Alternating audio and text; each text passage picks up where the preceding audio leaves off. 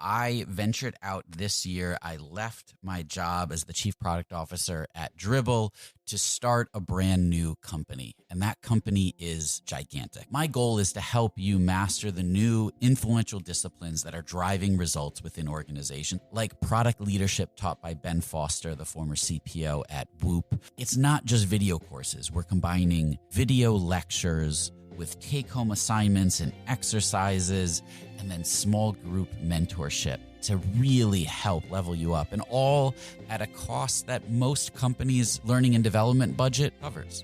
So if you're interested, go to gigantic.is, that's gigantic.is, sign up for a course, and I'll walk you through everything that you need to know. And if you enroll and let me know that you heard about this on Rocketship, I've got a special discount for you.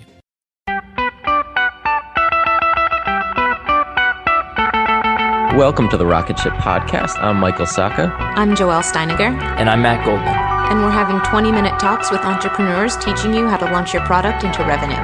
Check out our book at howtobuildarocketship.com to reserve your launch discount and to download a free chapter. Today we talked with Robert Williams, founder of letsworkshop.com, a product that brings together the best leads for freelancers, agencies, and consultants, and puts them in your inbox every day. Robert focused on value first and built a product that solved a huge pain point for his customers, a pain that he was facing himself. You'll learn about the program that he went through, 30 by 500 by Amy Hoy and Alex Hillman, and a bit about what they call Sales Safari, a way to dig into the pains that people are facing and to examine them in the wild. Hey guys, I wanted to take a minute to thank Codeship for sponsoring the show. Codeship makes continuous deployment simple and easy, and we've actually been happy customers of theirs for a very long time. You should go to codeship.io/rocketship to check out videos and tutorials all about how you can start using Codeship to deploy your product in a better way. We'd also like to thank InVision app. InVision is by far the best prototyping and collaboration tool on the market. I can personally say I can't imagine delivering another design comp without it. It made collaborating with our entire team incredibly easy, and the annotation tool alone saved us hours of back and forth.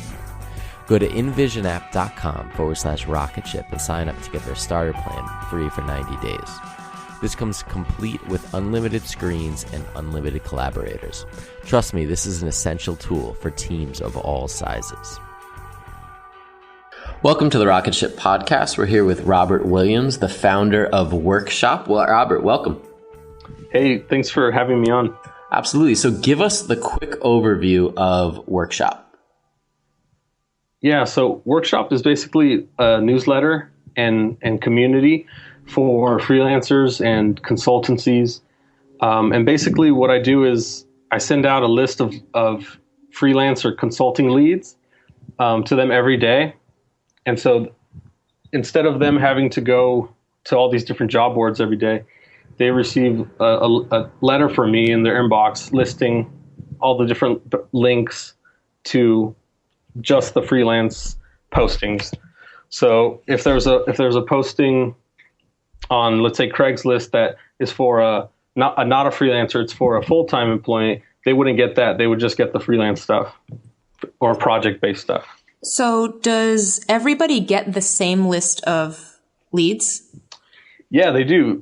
I break it into like different categories. So like some people get, they all get the same general list of leads, but you can get specific and say, I only want the Ruby stuff, and then you'll only get the Ruby stuff.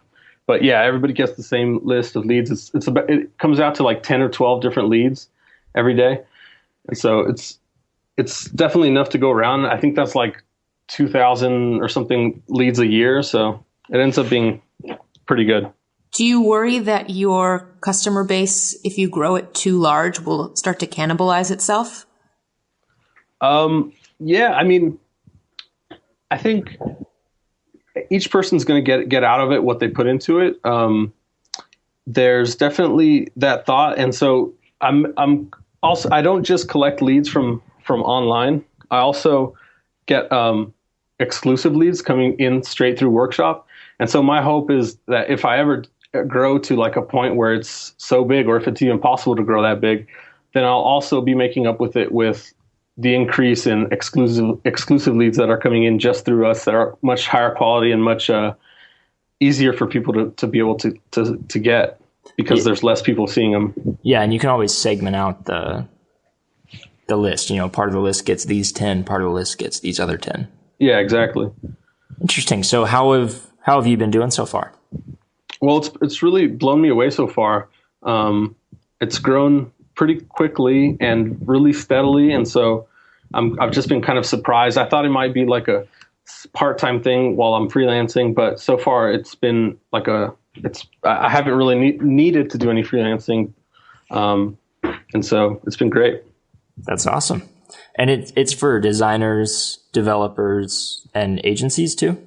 Yeah. So how do you find the customers spreading across that? How do I find the people who sign up for Workshop?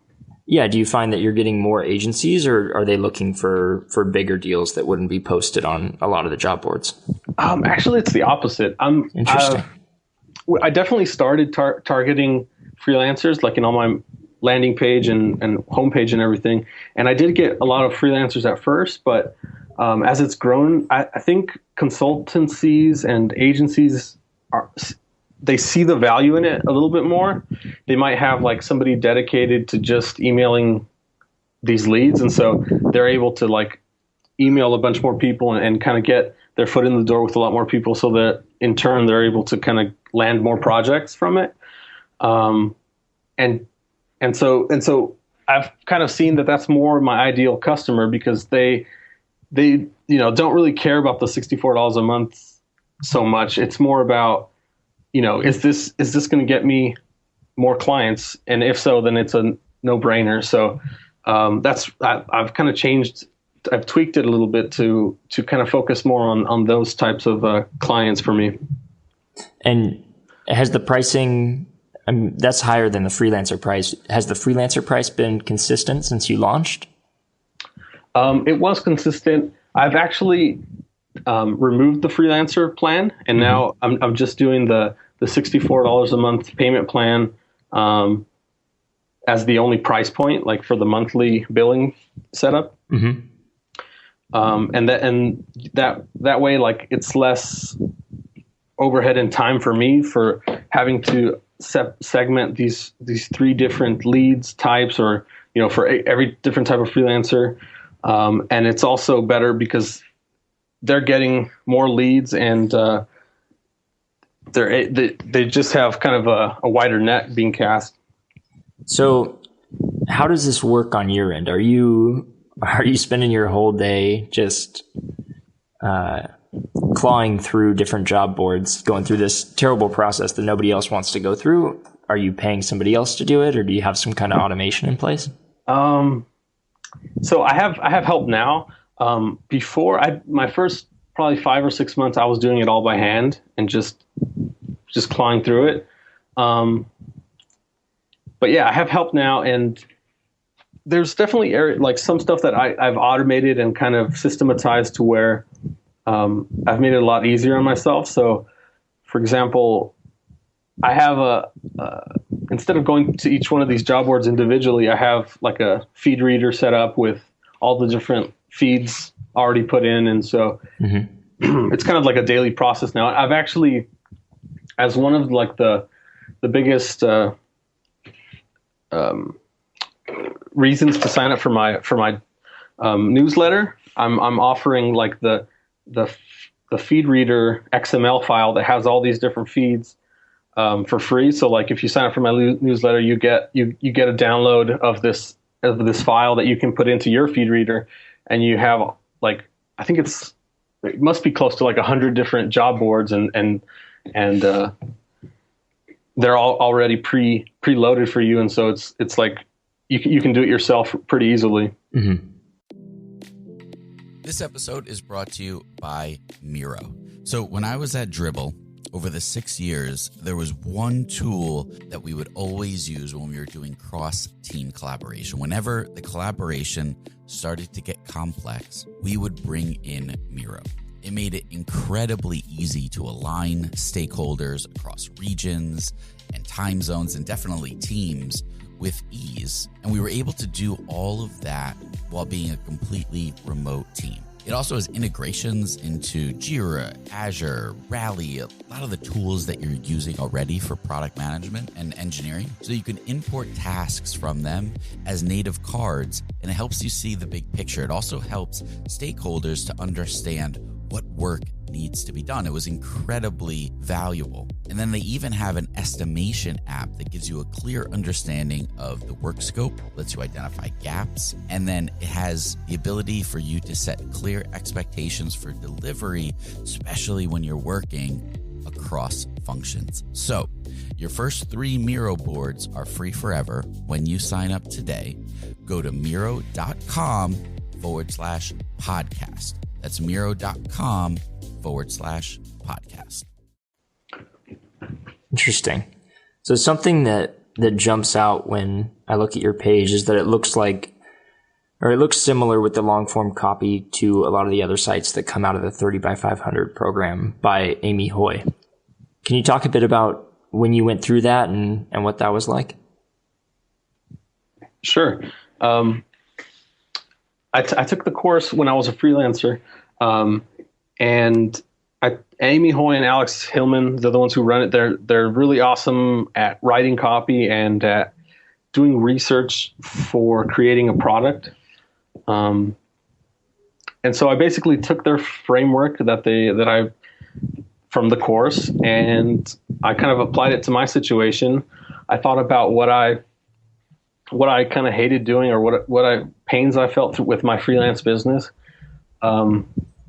It turned out that when I was really desperate for work, I would revert to doing the same things every day, which would be like checking job boards or reaching out to my network.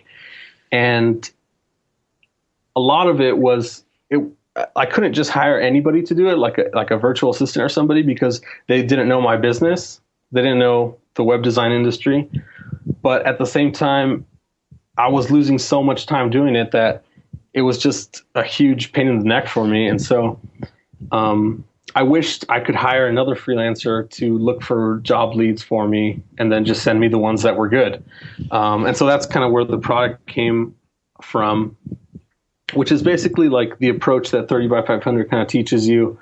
And it's similar to I think a 37 signals type of approach too, that they kind of talk about like solving your own pains and stuff like that. And so basically, but what's so good about the 30 by 500 course is they have like a framework that you follow. You go through a series of videos, and you end up doing these kind of practices that they've kind of outlined for you. And so it's really a great way to do it like quickly, because you don't have to worry about if you're doing it right or wrong. You just jump in and do what they tell you. And a product kind of evolves out of it. And one aspect of that is the sales safari. Yeah, exactly. So talk a bit about that. Well, the sales safari is basically looking at people who have your pain or the pain that you're kind of trying to alleviate, mm-hmm. and looking at them in their natural habitat or in the wild. And so you go to places like Amazon book reviews, you go to Hacker News, you go to Reddit, anywhere where there's people kind of posting their opinions or talking about these pains. There's tons of forums for freelancers and stuff like that. And so you go there and you kind of jot down everything you see. If somebody's asking for help, you kind of write down what they're asking about, why they need the help, what's the pain that they're experiencing. And then you look at the replies that they get, and you kind of see what's being suggested, what kind of words are being used, and all this stuff. And then after you extract all this juicy stuff from the Safari or whatever, from the forum, it kind of evolves, and you can start pulling pieces out and putting it into your sales copy to kind of explain your product and what it does. And so that's basically like what a Safari is. So is it more to come up with the idea of what pain to solve and what that product looks like? Or is it after you've decided on the product and you're trying to find out how to communicate that with leads? It's throughout. It's while you're coming up with the product and also while you're coming up with the sales page. So in our case with HookFeed, let's say we already have the product as we do, how would you use the Safari at this stage if we were, say, redesigning our site and reworking the copy? Where would you go? So let's say there's tons of places you could go. Anywhere where there's people talking about customer analytics and whatever pain it is that you guys are solving. Mm-hmm. But let's say you went to like Hacker News and you saw a post about people complaining about, I don't know, another analytics company or even just about Stripe. There would be a discussion there that people aren't. It's not an exit interview that one of your customers had with you, and so therefore, like, they're more eager to talk openly. They don't know they're being looked at or that this is being examined, and so you could pull out the information or whatever they're talking about and put it on your landing page. So, like, if you wanted to change a headline or you wanted to have a different approach as to like the benefits of what you're selling is, you could do that and pull out whatever they're talking about. So what's a big aha moment that came as a result of the safaris that you were doing? Because you said that this came out of a personal pain. You knew the problem. You eventually got the idea of how to solve it. As a result of your safarying, what was something that shocked you or that translated directly into the copy? Directly into my sales copy? Yeah, like what's an angle that maybe you weren't planning on taking that by doing this research, you realized that maybe that's the niche I should be going after, or that's the way that I should position this headline, that sort of thing? Well, for me, it wasn't like really one moment. I had this pain, and then I looked online and what other people were asking, it wasn't exactly can somebody create a newsletter that sends me all these leads, or can I hire somebody to look at job boards for me? Mm-hmm. They were more asking other, like, more subtle questions like, what's the best job board out there? Or I'm having a dry spell. What should I do? And so it would have been really easy for me to kind of look at that and say, well, I can make a better job board. If they're looking for the best job board, I'll make this a super job board or something, and then just end up making like a crappy job board like everybody else. Mm-hmm. And so I don't think it was like an aha moment as much as like I knew what I wanted, and then just kind of iterating on that based on like the more I did safaris and looked at people and kind of analyzed what they were saying, the more it kind of evolved from there. So we were talking a bit before we started recording about where you're focused with Workshop, and we came to the conclusion that is basically in making your customers as successful as possible. You send them the leads. They don't necessarily have to reach out or get any business as a result, but if they do, they can get tens of thousands of new contracts or dollars in new contracts as a result of your service. So what are some things that you're doing to educate people on how to use your product? So I send out emails along with the daily newsletter. I send out emails that'll either like link them to awesome stuff elsewhere, or even just like information and like techniques that I've kind of developed personally. Or I've taken other courses like Earn 1K and stuff like that with Ramit Sethi, and he basically, a lot of the stuff he talks about is like being direct with people, and he gives scripts and stuff like that. And so I've kind of based it on that and tried to give as much like no BS information as possible. Mm-hmm. And then I think one of the biggest like values that I haven't added, but that's just kind of grown naturally is that I have 200 awesome freelancers that care about improving their business signed up to my newsletter. So there's kind of like a community behind it that's built in. And I've tried kind of harvesting that with Group Buzz, like a forum software that we've been using. And we've been doing periodic kind of chat, happy hour type things where I'll have either like somebody cool like Brendan Dunn or Alex Hillman come in and look at portfolios and break them down, or just look at somebody's website and give them tips and stuff like that. And so it's just been kind of, it's not anything too like salesy or like any techniques so much, just kind of helping them get more awesome at what they're doing and be more effective at it. Mm-hmm. And just kind of keeping my eyes open for opportunities like that. And so it's been really, I think that's been one of the best things about Workshop when somebody signs up is they get access to that stuff, and it's not really like the big selling point or anything, but it's still one of the best things about it. And they can look back at previous. Yeah, content. Exactly. Yeah. That's awesome. Yeah, there's like a huge archive now of just video breakdowns of threads and forum topics and questions and stuff. And so it's been really good. What do you use to keep all that together? I use Campaign Monitor for my newsletter. Along with like the daily newsletter I send out, they also get like a free course that's like an autoresponder that comes out every few days. They'll get something new. And then Group Buzz is for the forums. Well, I call it forums, but it's kind of like an email-based discussion list, kind of like Google Groups. It's kind of new. It's by Alex Hillman, and I really recommend that. And then we use just Campfire for chat rooms and stuff like that. Awesome. Well, where can people come up, catch up with you online? Letsworkshop.com. And on Twitter? Let's Workshop. Awesome. Well, thanks for coming on. Yeah, thanks a lot for asking me to come on. I really appreciate it. Awesome. Have a good one. Thanks, you too.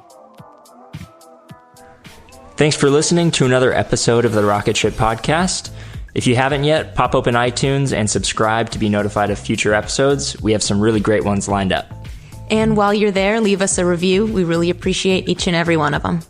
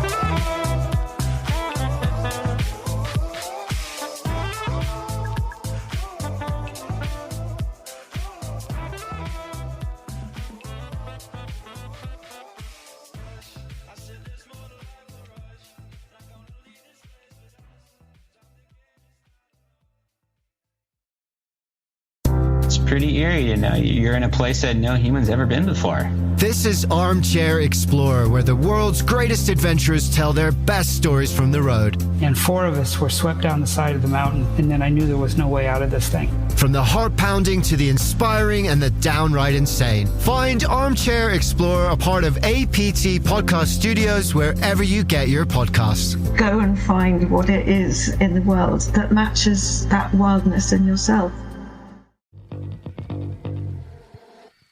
Hey, my name is Lovan Rumpf, and I've been working my ass off as a celebrity stylist by day and a podcast host by night. At the Low Life Podcast, it's all about keeping it real. We're talking fashion, beauty, to religion, sex, drugs, mental health. I mean, there's no topic off limits here, and vulnerability is mandatory. You can find my podcast, The Low Life, that's L-O, no W, everywhere and anywhere you listen to your podcasts. New episodes are out every Thursday. We'll see you then.